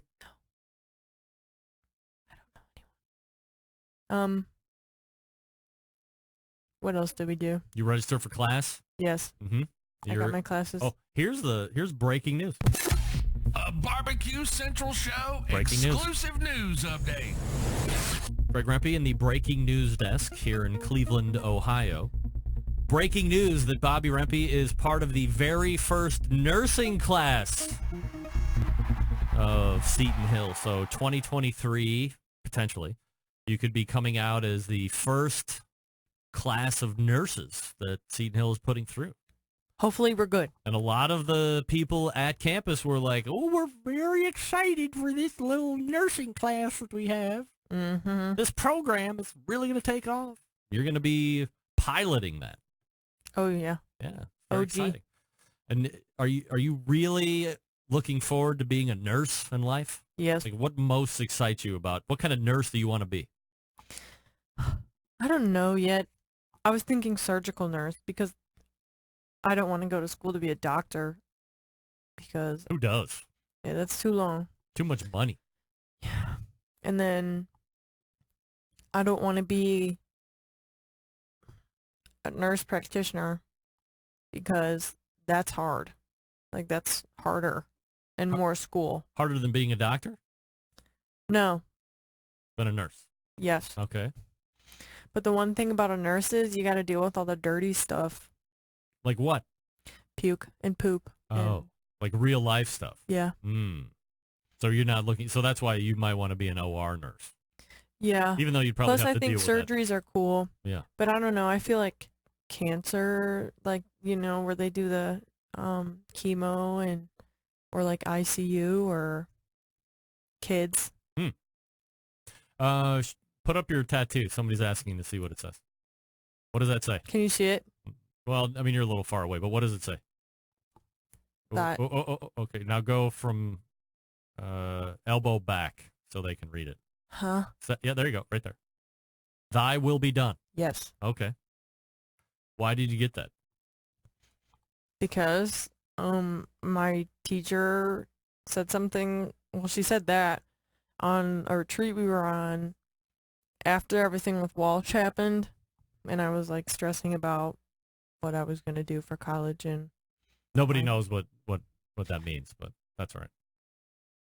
everything fell apart, and I didn't know what I was going to do anymore, and I was worried, and so she was like... Well, let me back it up because my listeners will have no idea what you're talking about, but from a sports standpoint, you had been committed to one college going into your junior year pretty much? Yes. And then at the end of this past year, the coach left, and you didn't know if you were going to stay or you were gonna leave. get released and then try and Yeah. get picked up for another school. So there was a lot of turmoil going on. Mhm. And it was in a short amount of time, which Right. made me more stressed while I was in the middle of ending senior year and trying to keep my grades up and still have volleyball Yep. and work. And the coach that left was also going to still be your JO coach. Weird. Just kidding. She quit. Like the last tournament or two. She was there for most of the year. I'm not going to say anything. No? Whatever. Anyways. When did the underage drinking start? What? It's that show! I'm just kidding. I'm kidding. Wait, what? It's a joke. It's just a joke. Jerry Springer joke. Oh. So now we are headed to Seton Hill, as we had mentioned, and you were picked up, better deal, all Yeah. this stuff. So that's the meaning behind the tattoo. Mm-hmm. Like you look at it and you're like, I'm at peace. This helps me through. It's like motivational for you, or what? It's just a reminder that things are gonna go the good way, I guess you could say. Mm-hmm. All right. So, do you want to like sit in for the next segment, or you want to head out? what does that mean? Briskydorf Revisited is coming up. You ever hear of the Briskydorf segment phone call? Yeah. So you can leave if you want. That's all right. Okay. You didn't seem too motivated by that. I wasn't done reading. but it's okay. Girls Can Grill say, beautiful, you got this. Thanks for sharing. How about that? Thank you. Christy Vanover Thank from you. Nevada, Las Vegas. Thank you. So am I done? You're done. Oh. Or if you want to share like one more when we come back, and then I'll get into Briskydorf. It's okay. Maybe next time. I'll be here next Tuesday. Oh, great. Okay, well, then let me turn your mic off, and you're all set to go. Okay, bye. Thank you. There she is, Bobby. Headed to Greensburg. John Solberg is saying, bail while you can. Briskydorf is coming up. I can't hear you with these in my... Sorry. Hey, let me talk to you quickly about Big Papa Smokers. #1 online shop for all things barbecue. Curated selection of only the best outdoor cooking and grilling supplies will get you on the path to better barbecue results in no time. Everything at Big Papa Smokers has been Pitmaster approved by Sterling Big Papa Ball himself. From the award-winning rubs and sauces to the American-made grills and smokers, Big Papa Smokers has everything you need to become a better outdoor cook. They have 13 perfectly balanced spices and rubs. Sweet Money Cattle Prod, Cash Cow, Money, Happy Ending, just to name a few. Also, they have a great partnership with Steph Franklin over at Simply Marvelous, and you put those two together and you have the West Coast offense. They also own Granny's Barbecue Sauce. If you're looking for a new go-to barbecue sauce that will please everyone, give your Granny's a try. And aside from the premium selection of rubs and sauces, they got the very best cookers available on the market today. About the Mac 2-Star General Pellet Grill. Meathead loves his. Sterling loves his. They are the exclusive Mac dealer on the internet, and they even offer special packages. If you're a backyard barbecue enthusiast looking for some other stuff, hey, why not try the Old Hickory Ace BP? Everybody loves that. Why not try the number of other cookers that Sterling is selling on that website? If you're not sure of what grill you need, you really can't go wrong with anything on BigPapaSmokers.com. Check them out at BigPapaSmokers.com. Continuing to produce incredibly mediocre content in an exceptionally professional way. You're listening and watching the Barbecue Central Show. Once again, here's your host, Greg Rampey. And this portion of the show being brought to you by Fireboard. Monitor up to 6 different temperatures simultaneously. Connect to Wi-Fi for cloud-based monitoring or connect via Bluetooth. If you have Alexa or Google Assistant in your home, you're in luck because Fireboard fully integrated with both. Find out more by visiting fireboard.com or call 816-945-2232. That's fireboard.com or 816-945-2232. I just used my Fireboard as I was cooking that tomahawk steak from Costco last night before that was reverse sear on the Traeger, and then I took it on the Weber for a high heat finish. Stover, what's happening, man? Hey, what's up? Stover! What's going on? Nothing. I didn't know if you were going to introduce me as someone else or whatever, but I'm happy to be sober for a sec. Oh, no, I don't know. Like, should I be introducing you to somebody else? I told you to never call me sober again and only refer to me as the barbecue hunk. Oh, I'm sorry. Wait, hold on. Let's start again. Hold on. Let me put you back on hold. All right, let's go to the hotline. It looks like hey, barbecue hunk. How are you? Hey, man, that's really hunky of you. Yeah, I am on hashtag Hunk Patrol. Thank you. So how's barbecue? Yeah, how's barbecue hunk working out for you? I'm putting 0 time into barbecue hunk and more time into other people's hunky projects. But it's going fine. Did you Bunch of name weirdos follow me. Did you name your baby son Hunk BBQ Hunk Jr.? Oh yeah, BBQ Hunk the 4th. Yes, the 4th, right. Oh my God. The Hunk. Doug Durda has fallen over in giddiness. He's like, yes, BBQ Hunk is in. Robyn Lindars is probably melting. Probably more from the heat in Florida than actually your dulcet tones, but nevertheless. So, Jeez, I'm heating up Portland, Oregon. Oh, and I it's bet you radiating are. all the way to Florida, New York. Yes. Pittsburgh. I love it. Cleveland. So, I mean, you've called. Nobody melts here except from the humidity, no matter what. I was just going to get into the Briskydorf phone call. I don't know if you caught that last year or not. Oh, I listen to you every day, every minute, every hour. Really? Best fan ever. Love it. So, if you do you want to hang out and like listen to me break it down and do some of that stuff? You can add in some of your own commentary, or you just want to like hang up and listen, as they say in talk show lore? No, let me just hang on the phone. All right, hang on the phone.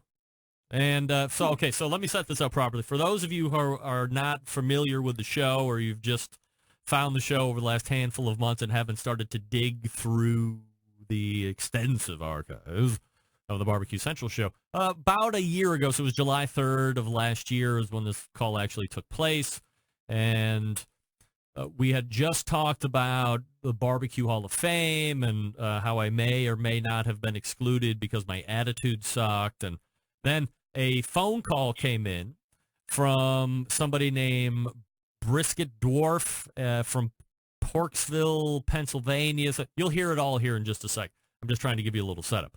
And by far became a classic phone call. I don't know if this stands alone in its own category. In the very beginnings of the show, we would get calls from a guy by the name of Dan from Wauchula, and those were historical phone calls as the show started to grow and it kind of become woven in the fabric. And there were some other phone calls that had taken place as well over time. Of course, everybody remembers the Patrick Banks fake phone call when he gave me his wrong number, and I called and some guy pretended like he was Patrick Banks for like 5 or 6 minutes before he got too inundated with real barbecue questions and then just hung up on me and then wouldn't answer back. Finally picked up with Patrick, and he's like, I gave you the wrong phone number. And I'm like, well, who the hell was I talking to for the last 6 minutes? Doesn't matter. This phone call with Briskydorf is in the annals of some of the best phone calling that had taken place. And to this day, have no idea who this person is. But you know me, I like to play along a little bit and give some people enough rope to hang themselves. Luckily, no hanging here, just classic phone call hijinks and hilarity. And I give to you to relive Briskydorf. Well, look at this. I got to buy fireworks. I got to leave. How about this, Desmond? Let's go to the Traeger Grills hotline and see who's calling in here. All right, let's do it. All right, I'm looking at this. I'm not sure. By the way, let me stop here just for 1 second. The other voice, I said Desmond, that's my neighbor Desmond, who from time to time, very infrequently, will come in and sit on the show. Typically, he's drunk and he forgets to actually come on the show.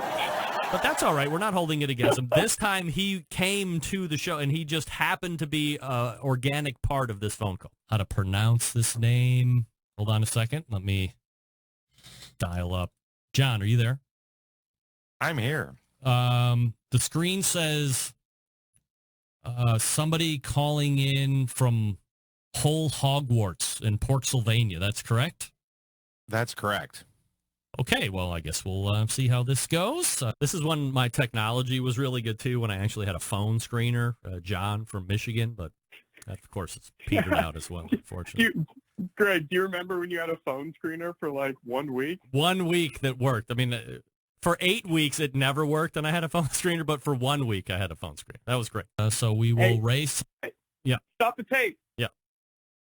Greg, what you need is some sort of sound or something we yell so the audience doesn't get confused. All right. Don't you think? I'll just say, here's the tape again. All right. Hold on. Let me see. Do I have a little thing here? That's some Inception. Well, I need a noise. I'm looking for a noise. Hold on. Well, I'm going to go whoop, whoop. Whoop. So you want a whoop whoop to stop, right? All right. We'll just say whoop whoop if you want to stop. Easy enough. Yeah, whoop it. Right. All right. We go back to the tape. To the Traeger Grills hotline and go to somebody calling from Whole Hogwarts. Okay. Whole Hogwarts. Oh, wow. Okay. Where did that come from?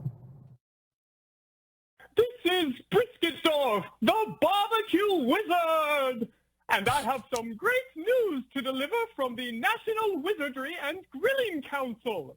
You've been nominated for the Barbecue Wizard Hall of Fame. Well, what do you think about that, Desmond? I think it's fucking awesome. Desmond's got a mouth like Robyn Lindars on him. What's up, Stover? You know, I knew that swear word was going to come. I know it tickles you when people crowbar in those curses. Oh, they Nasty love cursing. sailors. Love cursing. All right, let's go back to the thing. I mean, it's highly unexpected. I'm not really up to date on the council. Who's on it? Yeah. That's me, Brisketdorf, the barbecue wizard. Anybody else? That's it, Brisketdorf, me. No Piggy Potter, no... Piggy Potter, I like that. All right. No Piggy Potter, just Brisketdorf. Brisketdorf. All right, I'm talking to Brisketdorf, the barbecue wizard from Whole Hogwarts in Pennsylvania, in case you missed that in the open. Brisketdorf, is that your first or last name? First things first, Greg. It's not Brisketdorf. It's Brisketdorf. Oh. And that's my wizard name. Pleased to meet you, M-E-A-T. Did you hear what I did there, Desmond? I spelled meat M-E-A-T instead of M-E-E-T. So what I'm stopping the tape here. What I really love is that the caller has decided to spell it out for Desmond. M-E-A-T. That was a classic one. Desmond rolling right along with it, adding Piggy Potter just like right off the cusp. And that was pretty good stuff. You like it so far, Stover? Well, you know jokes are funny when you have to explain them very slowly. Yes, M-E-A-T. All right, back to the tape. You know, Brisky, that joke probably works a little bit better in writing, wouldn't you say? Greg, media. don't give me that sass.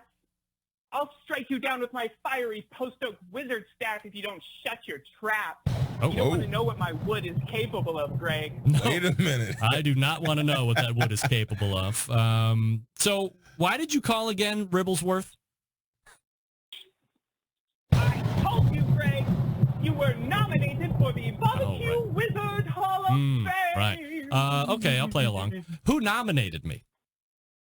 An Instagram wizard with a beautiful name of Brian174902104_. I can't even look that shit up. Moving too damn fast. $XXX. Him? 420. You're telling me the guy who nominated me for the Barbecue Wizard Hall of Fame is the same guy who got drunk and roasted me after the NBBQA Awards when I came in 5th place? He's your biggest fan. Isn't that the guy that said I looked like a 5th string? Yeah. Greg. Yes. We've never really talked about this story on the air. I was going to stop. Amazing thing this wizard brought up. I was going to stop and try and give some context to that because he references some ridiculous Twitter or Instagram handle, but this guy is he's like a real Instagram person. I don't know if his handle is that extravagant, but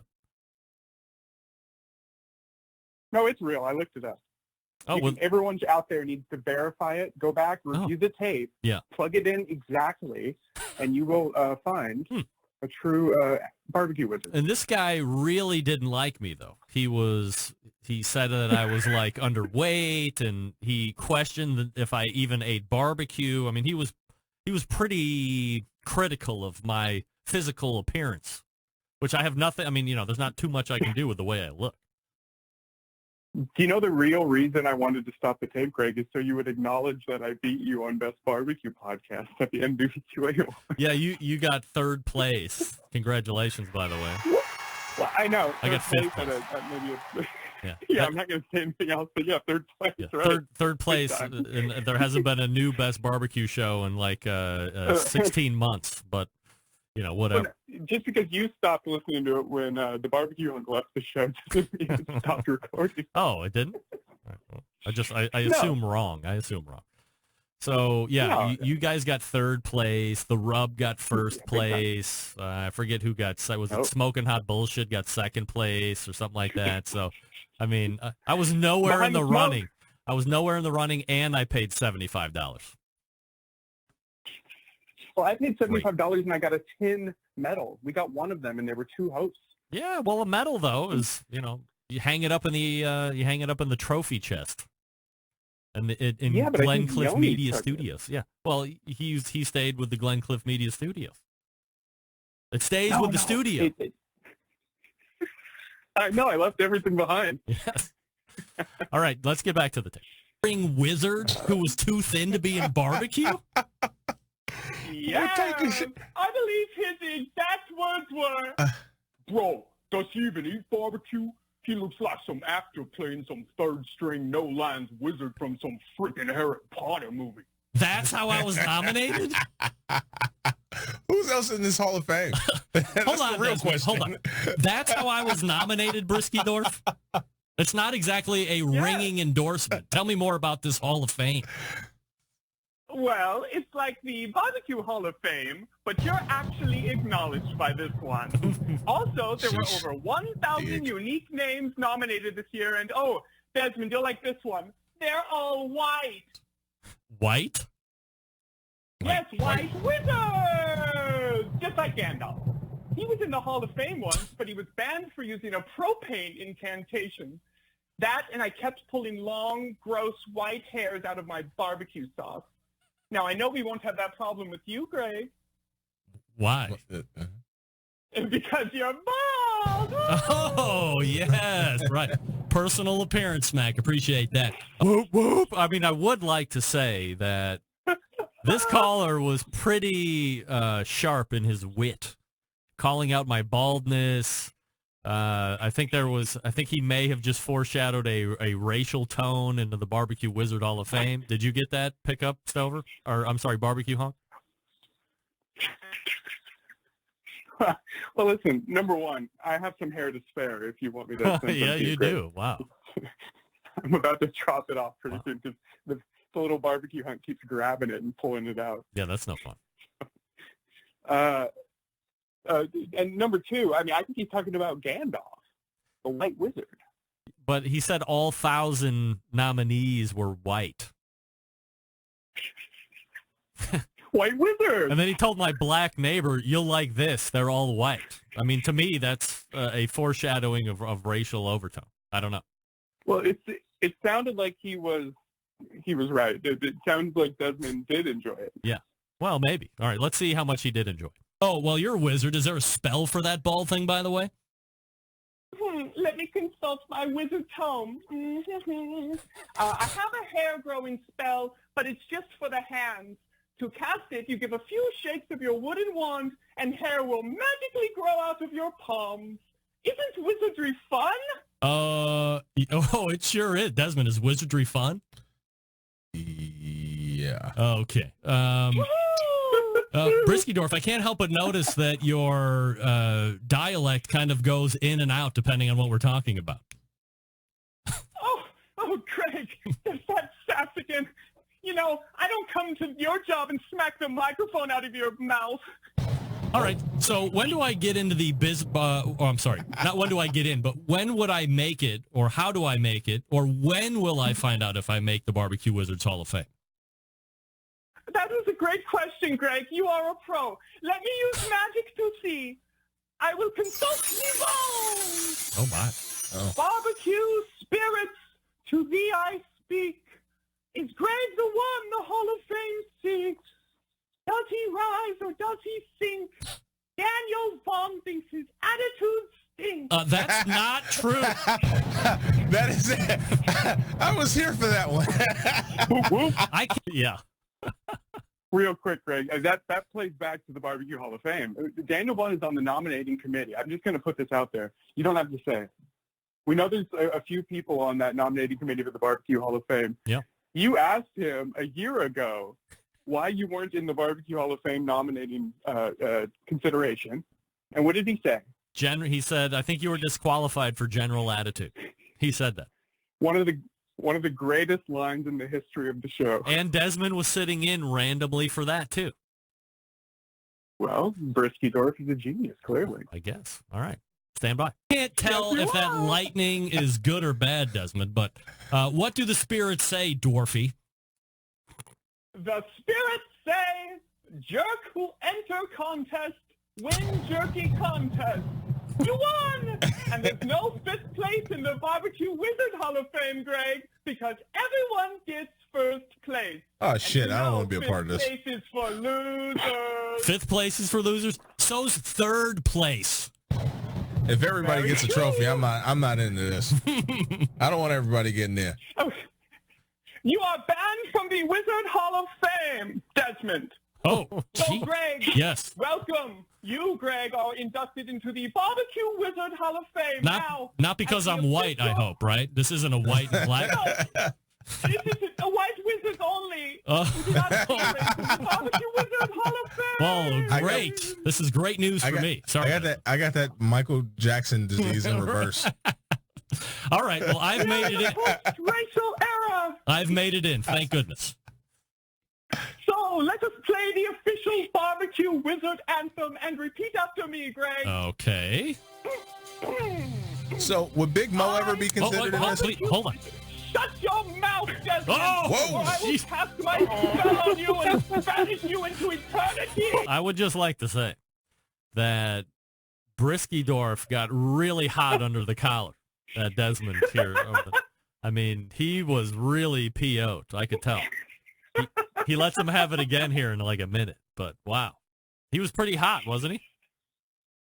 Well, he banned him right off. Man, banned him, White Wizards, says, don't you mess with me. Wow. All right, we continue.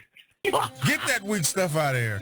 Sorry, go ahead. Now repeat after me. Yes. I, Barbecue, do not make this a joke, Desmond. I didn't say anything. No joke. I, Barbecue Wizard Rempy. I, Barbecue Wizard Rempy. Pledge to represent all third-string wizards. Pledge to represent all third-string wizards. And even though the regular Barbecue Hall of Fame won't accept me... Wow. Even though the regular Barbecue Hall of Fame won't accept me... The Barbecue Wizard Hall of Fame welcomes me, presuming I pay my yearly membership fees. The Barbecue Wizard Hall of Fame welcomes me, presuming I pay... Wait a second. You know what? I'm never going to pay to enter another contest again. I've had just about enough of your sass, Greg. You're just like neighbor Desmond. You're disqualified for general attitude. Yeah. I think I've heard that one before, too. It's a recurring theme. There's always next year, right? Anyway, thanks for coming on the show, Brisky-Dorf, the Barbecue Wizard from Whole Hogwarts in Porksylvania. Really appreciate it, I think. Although the undertones, I truly appreciate you being here. Until we M-E-A-T again, Greg and Desmond. Oh, my Lord. That Brisky-Dorf, thank you. That did not just happen. Oh, that happened.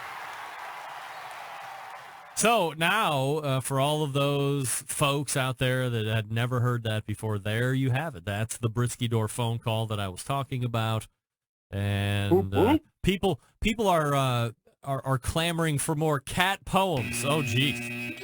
I don't know what that does to our ratings, Barbecue Honk, but that's not boding well. Yeah.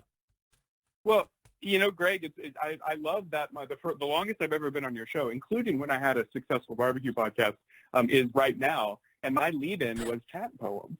Yeah, I mean, cat poems are great. When you have a cancellation, you know, like hours before, sometimes it can be tough. You have to have cat poems on deck in order to fill time, potentially. You know, so we had cat poems. It kind of reminds me of NBC where they put Jay Leno's horrible show in front of Conan O'Brien and sunk him. Right, exactly that. I mean, they were great poems. Of course. They're great poems that she didn't write herself. But, hey, who's counting? Doesn't matter. Do you know it's actually really difficult to find cat poems on the internet? Because right before I called in, I was desperately searching for cat poems. Really? Yeah, and I couldn't find a single good one. So good on her. All right. Well, she found a whole book, and the book was entitled, I'll pee on that, I think, a collection of cat poems. Anyway, there you have the recap of Briskydorf. Some people are saying they'd rather have cat poems or winery or rehab. I mean, what can I tell you? This is a classic phone call that happened within the fabric of the show, and it's about a year from now. It happened about a year ago, so we're just recapping it. We're reliving it. Right, Barbecue Hunk? I mean, for crying out loud. You got to relive the good and the bad. All right, so we're coming up against it, and I guess you got anything else you want to get out there, Hunky, before I turn you loose?